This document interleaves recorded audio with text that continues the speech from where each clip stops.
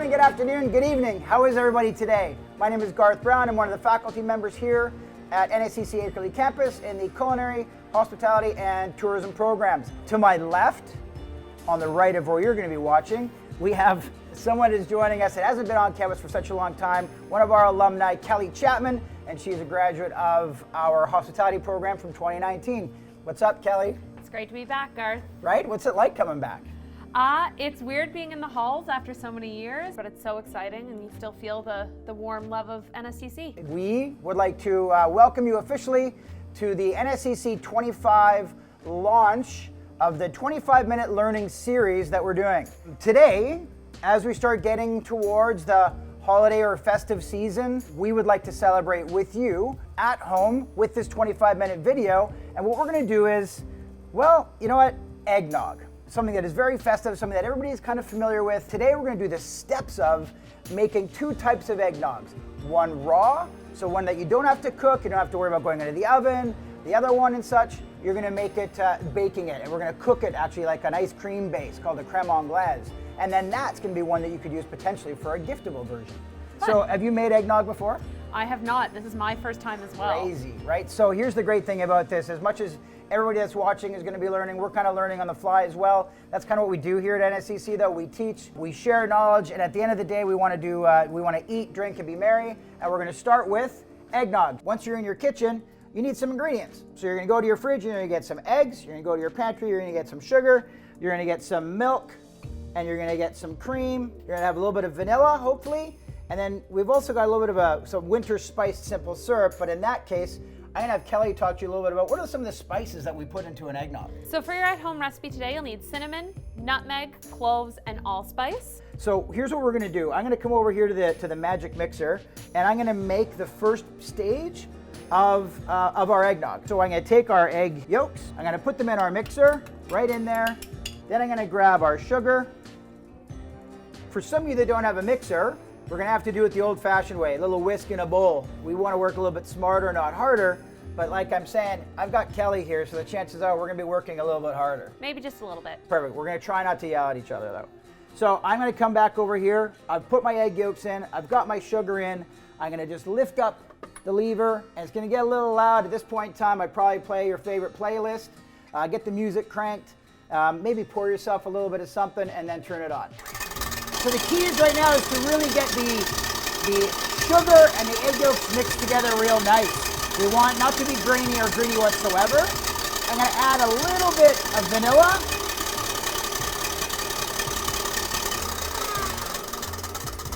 Okay, so Kelly, tell me what you think. What do you see there? Oh, it looks nice and smooth, combined, and mixed well. Perfect, so if you could take a look. So the egg yolks have been incorporated with the sugar. We added a little bit of vanilla into there as well. Okay, so it should be nice and pale yellow. And now we're gonna add our milk and some cream. 1 whole cup of whipped cream or heavy cream. Now you might be asking, why didn't you just put it all in at once?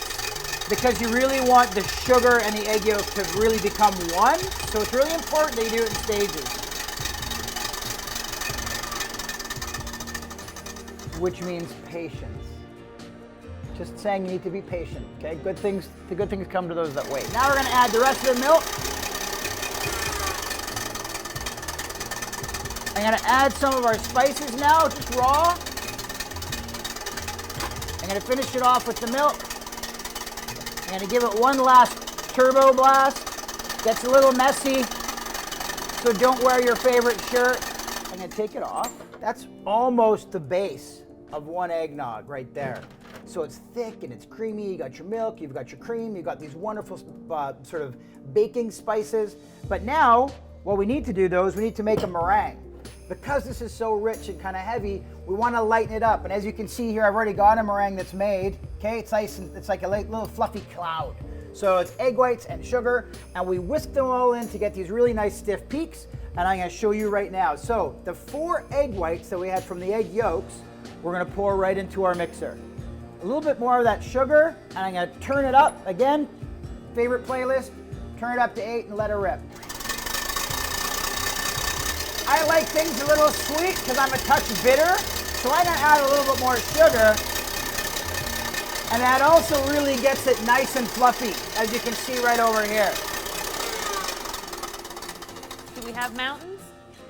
No, but what you can do, this is a really great thing. We need to be a little bit patient, right? Kelly's already asking for mountains. I can barely lift this or move this. She wants me to move mountains with meringue. So right now, you can see it's getting a nice sheen and a nice shine. The sugar and the egg white protein is really now starting to build together. They're kind of bonding, unlike me and Kelly here. So I'm gonna put it in for about maybe another minute or so at a high volume to get those nice peaks that we've been talking about. So we just took the meringue out of its insert, and that's it right there. You can see it. I took it off a little bit, not quite so peaked, because we're gonna make a beverage with it. But if you can see right there, it's still nice and fluffy. It's almost like a little marshmallow. And then that's kind of now the last stage. We're gonna actually put all the ingredients back together. So put them right back into the same mixer.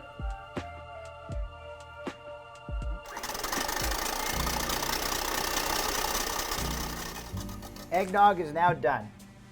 So it should be super light and fluffy and eggy. It's ridiculously good. Yeah? Yeah, you should give it a shot. It's light, it's fluffy, it's airy, it's got those bark spices to it, right? So this now is the base for your drink at home. So now, without having to go through the mixer, because Kelly, she's taken all these hacks and come up with a version to make this drink without having to use a mixer whatsoever. So we're going to my favorite part, making the cocktail. So we're going to use Garth's version with the milk, the cream, the spices, the egg yolks. I have the winter simple syrup here, as well as my favorite bourbon, and we're going to make a cocktail today. We've got our shaker tin all set up and ready to go. You'll just need a strainer and a dry shake. Okay. Super simple, easy to follow at home. You're going to wow your friends with this one. Okay, wow us. So we're going to start with 2 ounces of the eggnog base. We're going to go into 1 ounce of the winter simple syrup. And so you just made a simple syrup with the same sort of spices, but it was just like sugar and water? Is that what you did? Just a quick measurement, sugar, water, all your favorite spices, just tasting it until it's exactly where you want it to be. Amazing, I like that. We're going to go with 1.5 ounces of your favorite bourbon. And instead of bourbon, could you use a different spirit? You could use any spirit that you'd like. Rum. I would love it with rum. Perfect. And then we're going to finish it with 1 ounce of egg whites to give it that nice meringue texture through the Look at cocktail. you. So you're literally making a meringue in the tin. I sure am. So none of this stuff has to come into play. None of it. So we're going to start with a dry shake. So we're going to take this guy here. So that's just like a little spring or? Just a spring. I grabbed the one from my strainer. Just take it off. Okay. Throw it in my tin here. Gonna give a hard shake Okay. of my dry ingredients. So right now that's aerating in there. It's getting nice and fluffy and the egg white's starting to mix up with the bourbon and the mixture of the cream and the milk and all the spices. We're gonna grab a scoop of ice, put it into our shaker tin. Colder the better. I find the cooler the better, because what's happening right now is that you really want to get those ingredients nice and cold because we don't have those egg yolks cooked, right? Right. So we keep it nice and cold. And we just wanna seal this nice and tight again. Yep. So Garth, having my back again, has so generously iced my glass for me so that my drink is served nice and cold for my guests. We talked about working smarter, not harder. Apparently this one's working a lot smarter than I am. We've got it nice and cold, nice and frothy. The first thing I'm going to do is get rid of this ice that Garth so graciously got me. She's Have so my glass ready to go. unappreciative. So I'm going to use 2 strainers here to make sure we get all the bits out. We're going to pour that into our coupe glass. Stop already. Why don't we do this? I like the way you think.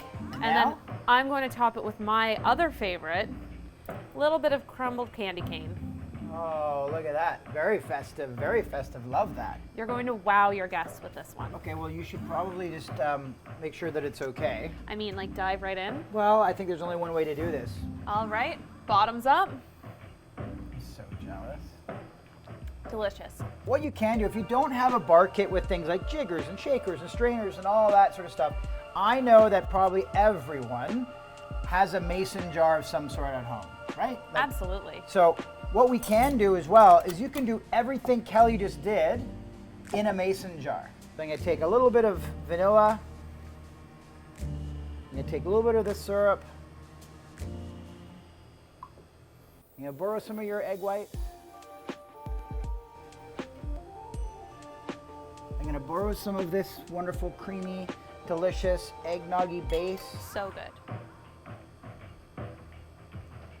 Maybe I'll add one more. Okay, and then I'm going to borrow some bourbon. Okay, I think that's everything. So now what I'm going to do is I'm going to do just like Kelly did. I'm going to dry shake, but I put the lid on nice and tight, and I'm going to do the same thing. I'm going to shake it really, really hard. And now we've kind of made the base like she just did there, but now I'm going to add some ice because you need to get it nice and cold. So I'm going to fill it up with ice, close the cap, and shake again. And you can even serve it to your guests, I guess, if you want to, right? You could have it all done in these mason jars, no ice, have them lined up in your fridge so you can hang out in the kitchen, do your thing. And when your guests arrive, you add some ice, give it a shake, right? And then when they come in, take that top part off, give them a straw. Who's working smarter, not harder? I am, 100%. How is it? It's really tasty. Yeah, it's delicious. It's all the things that you want it to be. It's frothy. It's kind of creamy. It's got that wonderful sort of rounded sweetness that you get from bourbon. Rum would be really great. But again, like I said, you don't need to. You can do this dry, no alcohol whatsoever. And by adding maybe some different flavored syrups, and some people can get them from, you know, you can use pumpkin spice or you can do vanilla, all those different things that could add instead of a liquor. So Garth, with the holiday season coming and gift giving, what if I want to give this as a gift? We need to do the eggnog a little bit differently than what we did previously for the cocktail, which was kind of the raw egg version. So what we want to do is we want to actually cook our eggs this time. So we're going to use the exact same ingredients that we've done. We're going to have 4 egg yolks. We're going to do a 1/3 cup of sugar. We're going to put them into the mixer. We're going to mix it all up nicely. And then we're going to cook some milk, right? So we're going to put the milk. I've got 1 cup of heavy cream or whipping cream. I've got 1 3/4 cups of whole milk. And then I've got some vanilla. And then we've got all the amazing spices. And the nice thing is, in this case, because we're cooking it, those winter spices really kind of incorporate nicely into the cream mixture. I'm gonna drop my eggs into the mixture, okay? And then I'm gonna add some of the sugar to start. While I'm doing the egg yolk, I wanna work smarter, not harder. And I wanna get some cream, the milk, the vanilla, and all the spices into the pan.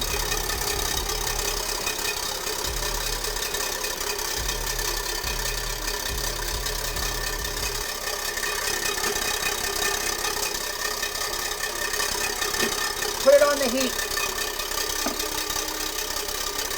Add a little vanilla.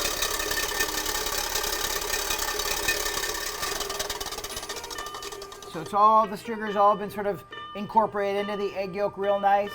What we need to do to stabilize the eggs is we're going to slowly temper them, is what they call it. So we're going to add the warm milk into the mixture while it's going. And instead, if you put it all in at once and you keep going, you're just going to make scrambled eggnog, which is not a bad idea for dessert. I don't know. Maybe breakfast? Probably. I just don't know if you want to do that, right? So I would just do it really slowly, and it'll incorporate real nice and become nice and smooth. And that's what we're going to do right now. And now we want the egg to get warm and cozy and snuggly with the milk, getting nice and frothy as well, which is great.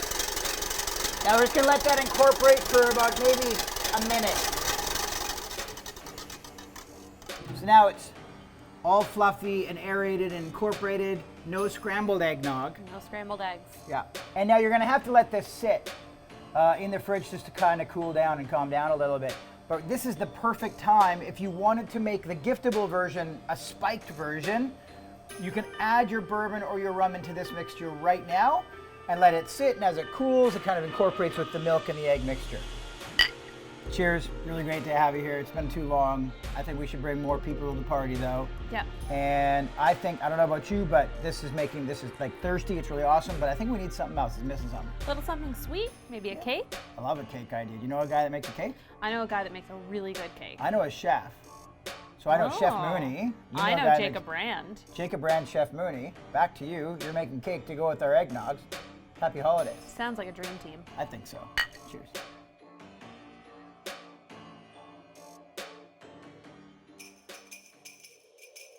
Thank you, Kelly and Garth. My name is Jacob Rand.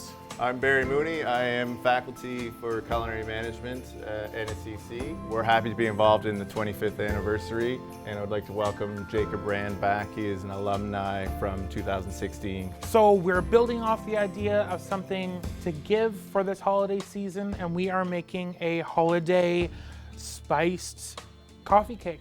Coffee cake? I don't see any coffee here, Jacob. How are we going to make coffee cake? This is rather a cake you have with coffee as opposed to a coffee flavored cake.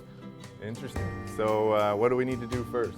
So first of all, we're going to use some of the same flavors that was used in the eggnog.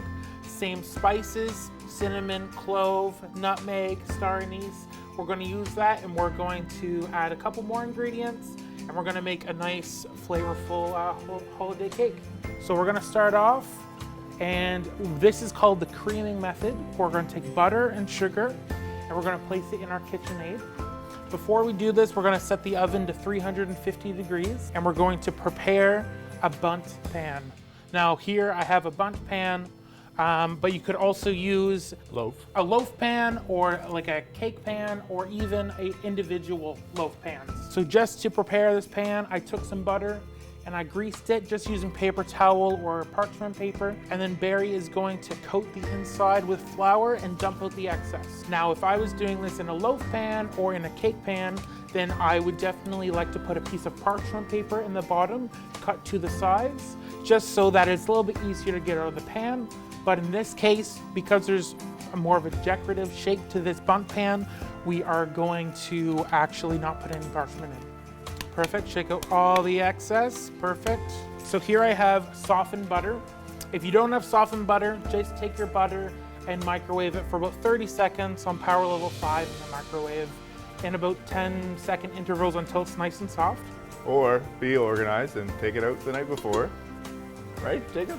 Yeah, that's exactly what I would do. So the first step is we're going to take our sugar and our butter, and we are going to take our orange zest. Now I just used a microplane to take the zest off the orange. If you don't have that, you could for sure use just like a cheese grater. I'm also going to add my vanilla in at the same time.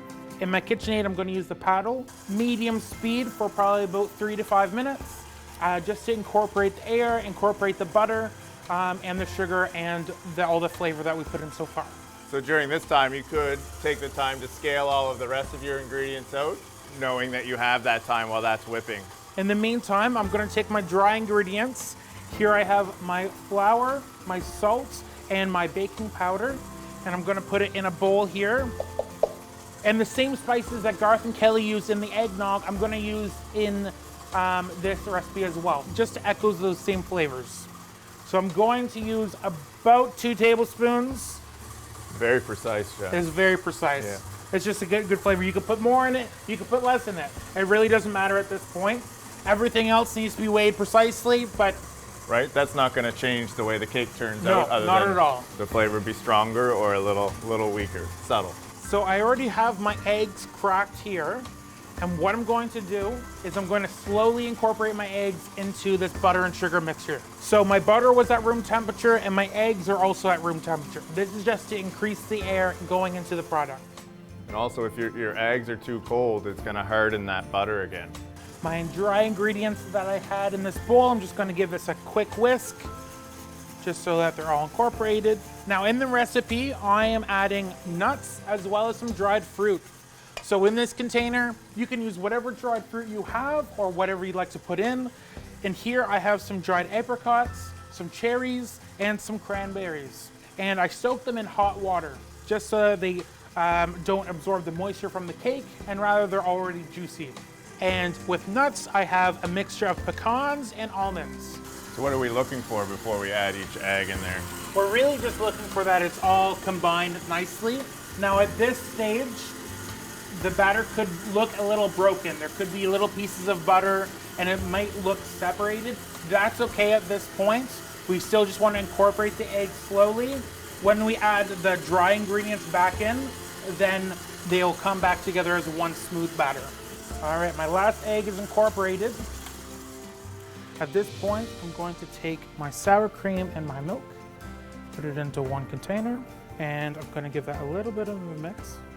I could have done that for you, Chef. Oh, it's okay, Chef. I'm going to slowly incorporate my dry ingredients and my wet ingredients into my base mixture. So in about a third at a time, I'm going to add my dry ingredients, then my wet ingredients, and then alternate back and forth until we have a nice smooth batter. So you're just waiting for one round to be absorbed and Yes, then moving on to the next one. My goal is to just get a nice smooth batter. My last wet ingredients, as well as the last of my dry ingredients. Give it one last mix. Now I'm gonna have my nuts ready, as well as my fruit. So it's nice and smooth. Give this one last mix. Now at this point, I want to fold in my other ingredients. So at this point, you could use as much dried fruit or as little as you want. And I'm only going to use about half of the nuts that I prepped. Is there anything we're worried about when we're folding? We don't need to worry about losing air or anything like that? We're not worried about losing air at this point. What we don't want to do is we don't want to overmix it, because that's going to create more gluten and make it tougher. So I have my tin that's already prepped to go.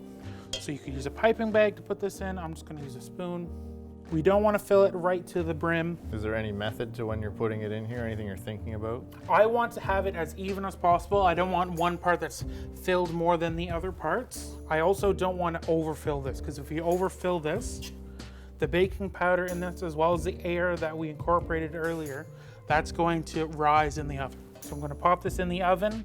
We're going to check on it in about 15-20 minutes. Should take about 25 to 30 minutes. So my timer went off for my cake. What I'm going to do is I'm going to check it. I have a neat trick here. I'm going to use a skewer. I'm going to place it in the cake, take it out. As long as there's no batter, as long as it's nice and clean, it's good to go. As you can see, it has risen a little bit. It has some nice color on it. Came out clean, perfect. I'm gonna take my cake, set it here, and just let it cool down. So while our cake is cooling down, we are going to make two things. We're gonna make a eggnog chantilly, which sounds really fancy. Ooh. It's just whipped cream. And we're also making a flat icing to glaze our cake. The eggnog is a good idea because it helps kind of tie in the two, right? Exactly, Yeah. yes. So in my bowl mixer, I'm gonna put in my whip attachment, and I'm going to place in my whipping cream. I want that to be as cold as possible, as well as my eggnog. So now I have my icing sugar, and I'm just gonna whisk this on medium to incorporate everything and to get it to medium peaks. So it's gonna thicken up, it's gonna look thicker and thicker, and then it's gonna look like it's making peaks. So it's getting there. I want to have this a little bit soft for the way that I'm doing it. But I could still put it over my head if I wanted to. Oh my goodness. Please don't try that at home. Or do. All right, so now that I have my whipped cream ready to go, I'm gonna place it in the fridge while I make my glaze. So what do we need to do for the glaze? All right, so for the glaze, we're gonna make what is called a flat icing. This is just very simply icing sugar and milk. So I have about a cup of icing sugar here, and I'm going to start off adding a little bit of milk. So I just wanna whisk it until it's nice and even. All right, so it's nice and thick, but once I put it on the cake, it's gonna nice and glaze it. Now that I have my flat icing, I'm gonna grab the coffee cake and I'm gonna glaze the cake. We can see the texture of that, right? Takes quite a bit of sugar to thicken that. So we have our flat icing and we have our cake. It's nice and cool. What I'm gonna do is just gonna very easily take my spoon Now, if this was straight out of the oven, we wouldn't do this because it would just run off, Exactly. right? Nothing would stick. No, there's no precise moves for this. I just want it to cover the cake. So quantity is purely up to you, right? Exactly. So this is something that you could make ahead of the time. I made it freeze very nicely. I even made some individual portions in tiny loaf pans that could be frozen and gifted to people as well. Well, these are very cute, this shape, Jacob, but maybe not everybody has that loaf pan at home. But I'm sure everybody has a muffin tin that they could use as well, right? Exactly. If you're looking to freeze this, just make sure that it's wrapped nice and tight with plastic wrap. Place it in the freezer. It's going to last about 2 to 3 months in the freezer. And if you are looking to eat it right away, which I would personally, 2 to 3 days at the most. I'd say you'll start to go stale after 3 days. Same flavors in the eggnog, and it would pair very nicely with the eggnog that Kelly and Garth made. Thanks again for joining us as part of the 25-minute learning series. Happy holidays.